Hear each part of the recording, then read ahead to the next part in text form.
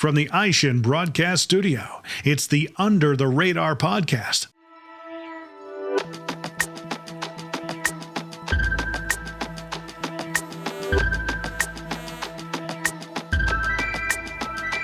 Hey there, it's Jason Stahl with another episode of Under the Radar. And today I have the COO and President of AirPro Diagnostics, Josh McFarland. Welcome to Under the Radar, Josh. Thank you, Jason. Appreciate it. Happy to be here with you again. Thanks for being here. And so right around the corner, you know what we have. We have one of the biggest trade shows in the world happening, SEMA, where we go to, we network, we introduce new products, we check out the latest technology, we do business, big show. So basically, I wanted to ask you about your excitement for the upcoming show, and without giving anything away, maybe giving us a sneak peek of what's in store for AirPro. Sure.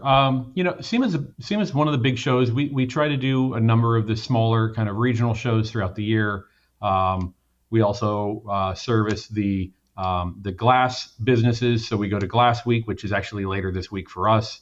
But SEMA is obviously the big target every year.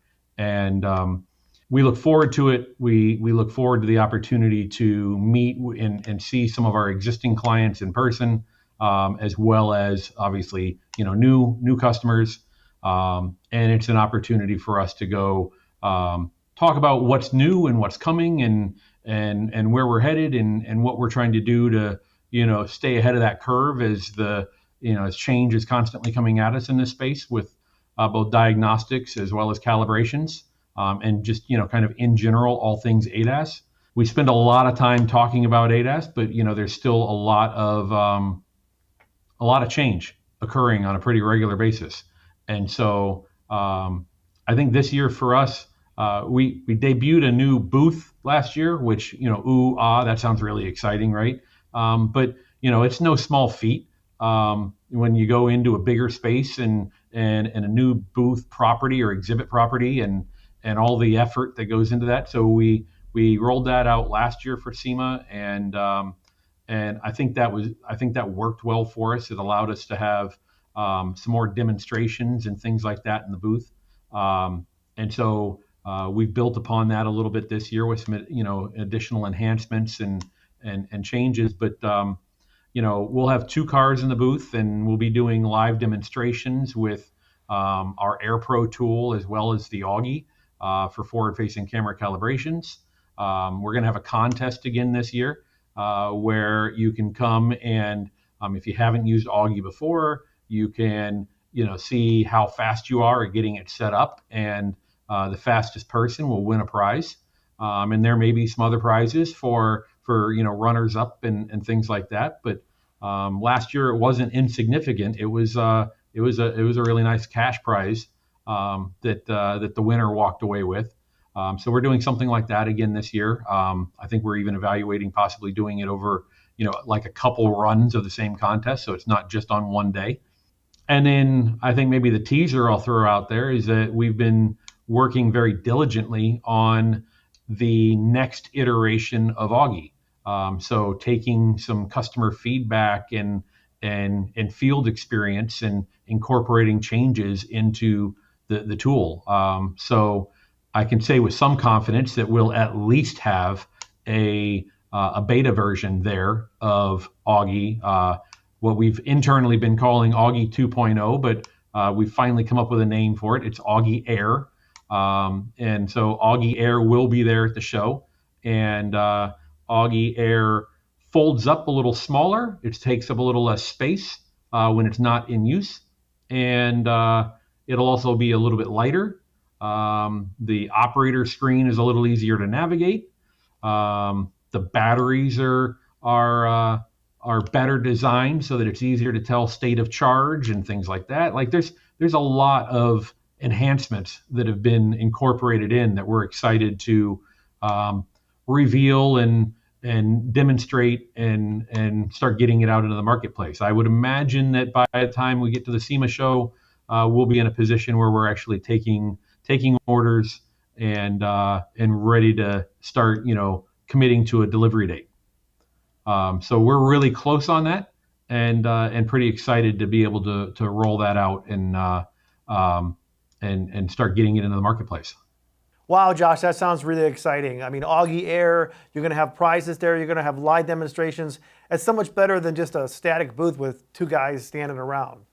Yeah, absolutely. I mean, we've all seen that booth, right? We've seen the booth that's over in the corner and not getting a lot of foot traffic, and the two people that are in it are kind of sitting in a chair looking at their phone.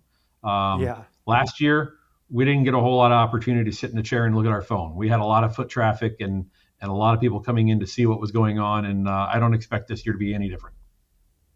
So let me ask you about the collision repair and refinish section at the show. From what you're hearing, do you think it's going to be a bigger section this year? And would you be surprised to see any new vendors in the ADAS calibration space pop up? I would be surprised if there weren't new vendors. It certainly is the target kind of area right now. Everybody's coming forward with their solution and what they think is the new hot thing for dealing with calibrations. And listen, I recognize that when we're talking about Augie and Augie Air, we're talking about something for forward-facing camera, for recalibrations of forward-facing camera, and that's not blind spot and 360 surround view and radar and things like that. We have solutions for those other services as well.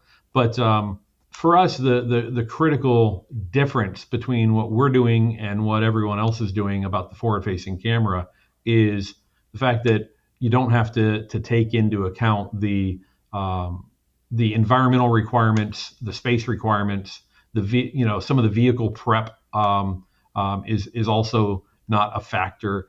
And so as long as the vehicle's calibration ready, it doesn't matter where it is, Augie's ready to go. And so, I fully expect that there'll be more people in that space. There's a lot of people out promoting their mobile calibration stands and mobile calibration target systems based on my awareness of the products that are out there in the marketplace, and my research on what the OEMs say, et cetera. You have to have a controlled environment. And if you're mobile and you're using a target and a stand and you're outside, I don't know that meets the requirements of a controlled environment. That's why we do what we do with Augie, with the shade and the cover and the theater that we're basically placing in front of the camera. Back to the first part of your question, the collision repair and refinish hall, so the South Hall upper. Last year was certainly a little bit bigger footprint than the year before that, and I sure hope to see the same this year. I've not looked at the floor plan lately. We went through that process a few months ago to get our booth selected and do all of that, but it was certainly filling up quickly. And I would imagine it's continued to do just that. I've not talked to anybody that's moving away from it. If anything, they're moving towards it with their the need to have space and or more space. And that's one of the reasons why it starts to feel bigger is you've got organizations like AirPro that are going to exhibit and they're taking on more space because they've got more things to show and more demonstrations to provide and things like that. I'm glad you brought up space requirements in the shop, Josh, because it seemed last year the theme was you saw this new equipment debut in the ADAS sector that said you can do calibrations in-house because 90% of calibrations are forward-facing camera and you don't need the tennis court size space that they talk about. And right. that seemed like the emphasis, and also equipment that was easier to operate and use. Do you think that's going to be a similar emphasis this year, or is it going to go a different direction? I would expect to see more of the same. I think most companies are talking about keeping calibrations in-house. Most of the industry pundits, if you will, right? Our traveling subject matter experts are talking about calibrations in-house. And it's really about cycle time and controlling your destiny, et cetera. One of the things that we work on all the time with our customers is making sure that they know we can help them to keep that work in-house. Sometimes their business model is that they want to feed some work to the local dealership in order to maintain that relationship, because maybe they get preferential treatment with access to parts or delivery services for those parts or things like that. And so there's some mutual back scratching that needs to occur to keep those relationships healthy. And I respect that. But I think where you can, it is advantageous to bring as much of that in-house as you can. But that takes us back to the space. And if you don't have the space, well, then you need a different approach. You need a different solution. And that's where we're trying to help. We all know that collision repair centers, one of their key metrics is looking at how much they can produce per square foot. How much work can they turn out of every square foot?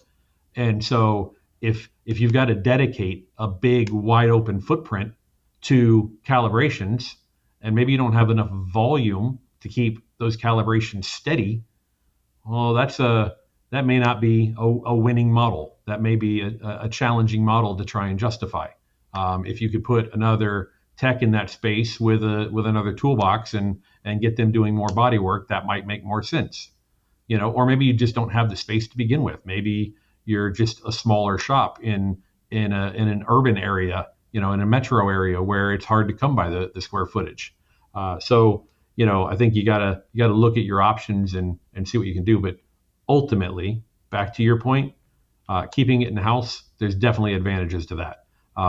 It's liability, it's control of cycle time, it is the quality assurance component. You know what you did. You don't necessarily know what they did, and I don't think there is anyone in this industry that could convince me otherwise that if you accepted the keys from the customer, it doesn't matter who you have work on the car. Ultimately, you have the lion's share of the liability if something's wrong. And boy, there's a lot of people that either don't understand that or pretend to not understand that, so that they can rationalize having somebody else do it or why it doesn't need to be done or whatever, which is scary. You start playing that out, in real time as we're driving down the road, and you start wondering, well, all right, that car behind me looks new enough to have adaptive cruise control. I hope it's been calibrated correctly. I hope it was at a repair facility that did all the work correctly and took the right responsibility with that work, so that I don't have to worry about whether or not it's going to slow down when I do, while the driver is reading email on his phone or something. Not that any of us would do that, of course. Oh yeah, no. Hey, I saw someone the other day on their bicycle looking down at their phone, and they were looking down at their phone the whole time, and there was no look up. And I went, Right. Oh my God, I mean, we're all addicted, right? This is crazy. Oh, yeah. So let me ask you a little bit more about these live demonstrations at SEMA. Do people just show up at your booth? Do they have to sign up? Can they just line up? Is it a first come, first serve? How does that work? It's all of the above. We'd love it if they'd come by and sign up. We'd love for them to come and pick a time slot and plan to be there. But at the same time, if they show up during the competition, we will do everything we can to fit them in. If they're just looking for a demonstration, come anytime. That's one of the reasons why we have 2 cars in the booth, so that we can be constantly running demonstrations. You may have to wait a few minutes if you come there and 2 different demonstrations have just started, but you don't have to wait very long, because it doesn't take long to go through the demonstration, and we'll be ready to run it again as soon as we're done. Presented from the Aishin Broadcast Studio at Babcock's Media. Talk to me about your team's preparation for SEMA. Obviously, it is the crown jewel show of the industry, and there must be a lot of preparation. And do you time it so that the product you're working on is released at that time, or how does that all work? So from a preparation standpoint, I'll tackle that part first. We start having meetings about next year's SEMA weeks after SEMA. And it starts with, okay, a debrief, a wrap up, how did we do? How did it go? What worked? What didn't? You want to get those conversations out of the way. But that turns right into, okay, now next steps. We know how that went. What do we want to repeat? What do we want to do differently? What do we want to build upon? And how can we have even more success next year? So those conversations start right away. And some of those things require, the timeline just requires you to start right away. So let's just say hypothetically, we want to start with another, some sort of significant enhancement to the booth for the following year. Those conversations have to start almost immediately because that stuff takes a lot of time. These exhibit houses that are out there building and maintaining and setting up and doing all that work with the booth properties, they're busy, and you got to coordinate all of that, and it takes time to get through the design process and picking all your graphics. And from that perspective, the planning work starts right away. But it doesn't slow down. I mean, there's a meeting every week right now with work for the upcoming trade shows that we're participating in. And it's marketing campaigns, it's sales campaigns, it's pricing strategies.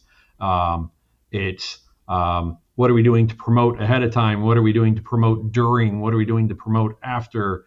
What's the right follow-up messaging with the leads that are captured and all of those things. And you want to do that in such a way that it's adding value to the people that you interact with. It'd be easy just to say that this is all about us trying to capture a sale, get somebody to sign up with AirPro or go home with an Augie or whatever. But it's also about trying to make sure that we're actually providing information that is valuable, because the sales process isn't always a snap decision. It's very seldom a snap decision, and so more often than not, you've got to demonstrate your subject matter expertise in the area that you're providing services.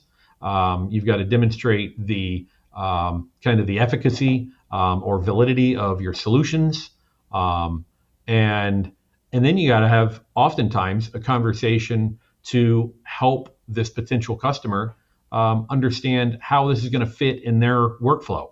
If you're talking to someone who hasn't been doing much in the way of ADAS or diagnostics in their shop, and yes, those shops are still out there, but they've recognized, okay, it's time, I got to deal with it, then they've probably got a workflow that's been running a certain way for a very long time, and now you're telling them that there's new steps that have to be added at multiple phases throughout that workflow.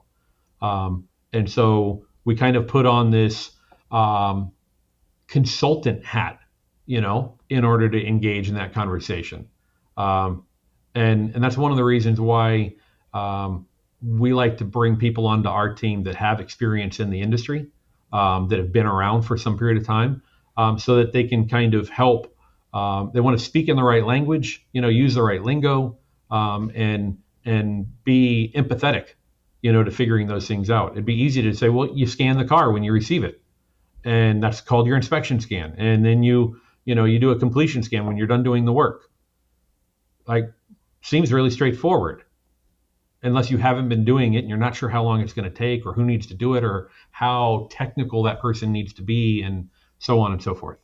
And why do I need to use a remote provider? Why can't I just go pick up, insert tool here, right, and scan them all myself? What are the limitations with that? What are the risks, and so on? Yeah, there's a lot to cover there, but those are the things that we enjoy doing. That's why, even though we offer products, we think of ourselves as a services company, because we provide service to our customers.